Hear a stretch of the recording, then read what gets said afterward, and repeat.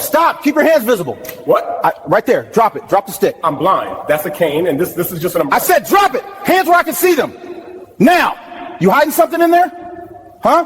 It's an umbrella. Please listen to Yo, I'm recording Hands them. higher. Don't move. They're up. I'm not. His name is Calvin Brooks. He is legally blind. He is a community counselor. He is a man who navigates the world by memory, sound, and trust. But on a rainy Tuesday evening, standing in the lobby of a downtown office building, Calvin Brooks was accused of carrying a weapon. A security guard said the object in his hand looked like a gun. That object was a white mobility umbrella, the kind designed to help blind pedestrians detect curbs and obstacles. Within minutes, Calvin was ordered not to move. His umbrella was treated like a firearm, and his life was placed in danger by a misunderstanding that refused to correct itself. What happens when disability, race, and authority collide? And why didn't the truth stop the escalation? Calvin Brooks learned early how to listen, not casually, not passively, but intensely. By age 11, his peripheral vision had faded into static. By 20, shapes blurred into shadows. By 35, he relied entirely on sound and muscle memory. Blindness didn't make Calvin fragile. It made him precise. He memorized intersections by echo, counted steps from doorways, recognized friends by cadence, not faces. He earned a master's degree in social work, counseled trauma survivors, volunteered 3 nights a week at a hotline for newly disabled adults. Calvin was trusted by his clients, by his neighbors, by the city transit staff who knew him by name. But trust is contextual, and in certain spaces, credentials dissolve the moment fear takes over. The building was called Riverside Towers. Glass facade, steel beams, corporate minimalism. A place where people said they felt safe. Security cameras watched every angle. Uniformed guards rotated shifts every 6 hours.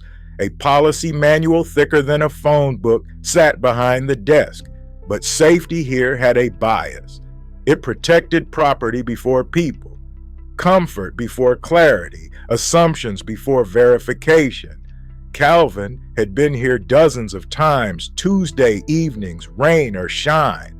He volunteered on the 14th floor, counseling recently discharged hospital patients adjusting to life-changing diagnoses. He checked in every time, signed the log, tapped his umbrella lightly as he walked, until the night someone decided the sound meant danger. The rain had been steady, not violent, not dramatic, just enough to coat the sidewalks and blur reflections. Calvin entered the lobby at 6:42 p.m. The security desk was staffed by Evan Rourke, a private contractor, 2 weeks into the job. Evan noticed 3 things at once: a black man, an unfamiliar face, a long object in his hand. He didn't notice the white tip, didn't notice the tactile grip, didn't notice the way Calvin's steps were measured, cautious, intentional. Instead, Evan's mind filled in the gaps. The umbrella tapped the floor. Tap! Tap! Evan stiffened. "What's that in your hand?" he asked sharply. Calvin paused. "My mobility umbrella." Evan stood up. "Sir, I need you to put that down." Calvin frowned. "I'm blind," he said calmly. "I need it to navigate." Evan didn't lower his voice. "Put it down, slowly." The lobby went quiet. Calvin felt it immediately. That shift, the one where explanation stops working. "I'm not holding a weapon," Calvin said.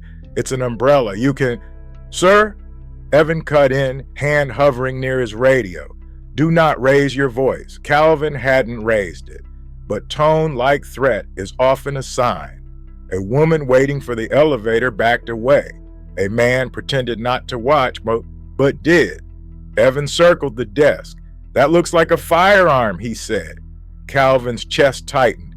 "I can't see what it looks like to you," he replied, carefully, "but it's not a gun." Evan didn't respond. Instead, he spoke into his radio. Possible armed individual in the lobby. possible. That word changed everything.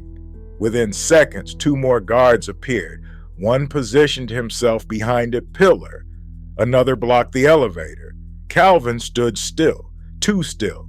"Sir," Evans said, louder now, "set the object down and step away. I need help understanding where to put it." Calvin said, "I can't see." Silence. That detail didn't slow them down.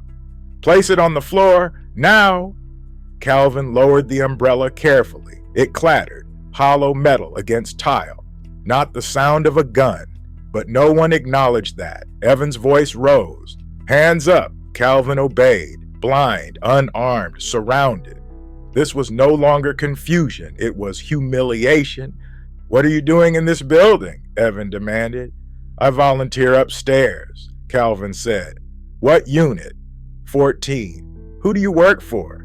"I don't, I volunteer." Evan scoffed. "Of course you do." The words landed heavy. Calvin felt heat rise behind his eyes. "Please," he said, "check the sign-in log. I'm here every week." Evan didn't move. "Why should I believe you?" There it was. The question that reveals everything. Belief wasn't based on facts. It was based on perception. And Calvin failed the visual test. A voice cut through the tension. "Calvin?" It was Marisol, the program director. She rushed from the elevator. "What's going on?" Evan gestured sharply. He was carrying a suspected weapon. Marisol stared. "That's his mobility umbrella." She picked it up, held it out. "This is medical equipment." The room froze. Evan blinked, then frowned. "Well, how was I supposed to know that?" The answer sat in the silence. You could have asked, you could have looked, you could have listened. Instead, you escalated. What Evan didn't realize was that a ceiling camera had captured the entire encounter. Audio included, every command, every accusation, every ignored explanation. Another visitor had recorded from their phone. By midnight, the footage was online. By morning, it was everywhere. Captions read, "Blind man accused of carrying gun. Security guard ignores disability. Umbrella treated as weapon." Millions watched, and they all asked the same question: why didn't anyone stop it sooner? Riverside Towers issued a statement, an unfortunate misunderstanding. The security firm placed Evan on leave. Calvin filed a civil complaint. Within weeks, the firm paid a $750,000 settlement. Mandatory disability training was implemented. The building revised its threat assessment protocols, but none of that addressed the core issue. Why did fear override reason?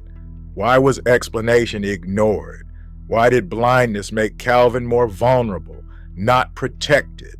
This wasn't about an umbrella. It was about imagination filling gaps with danger, about how blackness amplifies threat perception, about how disability is invisible until it's inconvenient, about how authority resists correction once it commits to a narrative. Why didn't the sound of hollow metal stop them?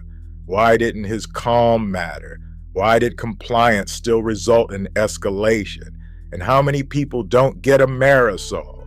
Calvin still volunteers, still walks through lobbies, still carries his umbrella. But now, every step carries a calculation because he learned something terrifying.